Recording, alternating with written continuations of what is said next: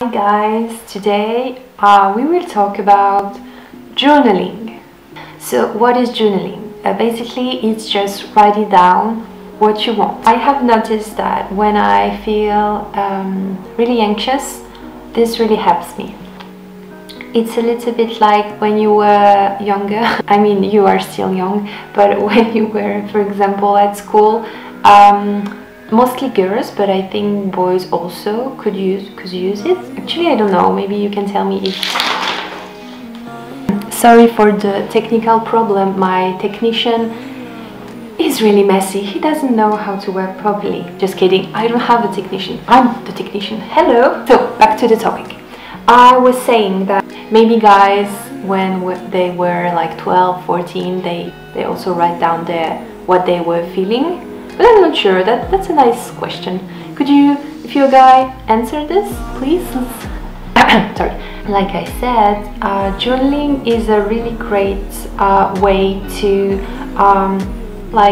distance yourself from the emotions you may feel. It can be sadness, it can be you are very angry against someone, you're very lost, you don't know what to do. Or things like that. So these are more like negative. It's called negative emotions, while they are not negative. All emotions are important and say something. They are all useful, I would say. But you can of course also use journaling if you have like something really great to say, like you are really happy, excited. You can also write it down.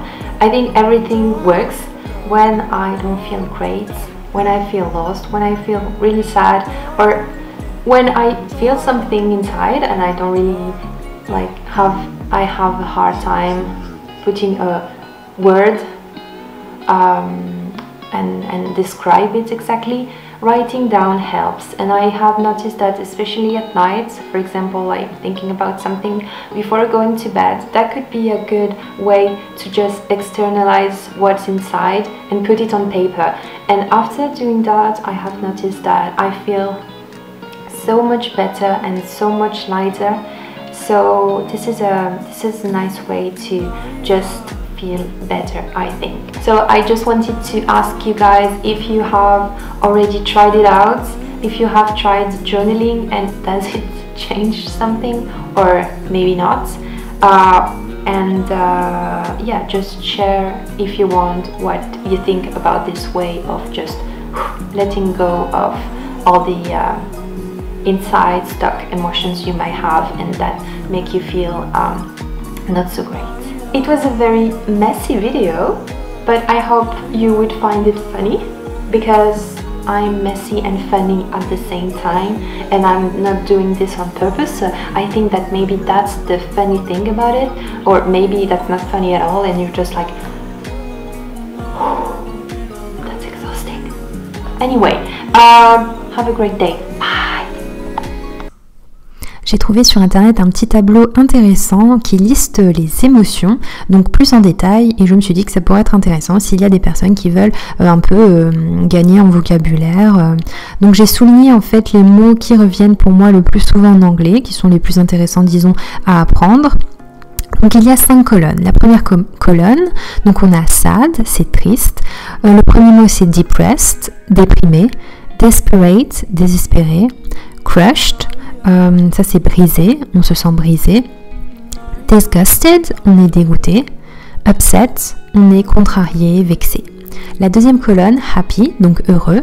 Le premier mot souligné, c'est delighted, on est ravi. Glad, on est content. Grateful, on est reconnaissant. Optimistic, ça ressemble au français optimiste. Joyful, on est joyeux, plein de joie. Troisième colonne, hurts, blessé. Le premier mot, on a jealous, donc jaloux. Betrayed, trahi. Let down, déçu. Et en dessous, on a criticized, donc critiqué. On se sent critiqué. Quatrième colonne, confident, donc c'est confiant. Le premier mot souligné, strong, fort. Brave, courageux. Ensuite, on a successful, donc c'est brillant, on va dire. Pas brillant quand tu brilles, t'as mis trop de fond de teint et t'es au soleil et tu brilles. Non, ça c'est plus quelqu'un qui a du succès, qui est someone who is successful, qui a du succès. Ensuite, on a peaceful, donc en paix, et secure, sécurisé, en sécurité. Et la cinquième colonne, la dernière colonne, energized, donc c'est excité, plein d'énergie. Le premier mot, on a strengthened, donc renforcé, motivated, motivé, focused, concentré, determinated, déterminé, creative, ça ressemble au français, c'est créatif, et le dernier, healthy, c'est sain, en bonne santé. Voilà, j'espère que ça peut servir, et voilà.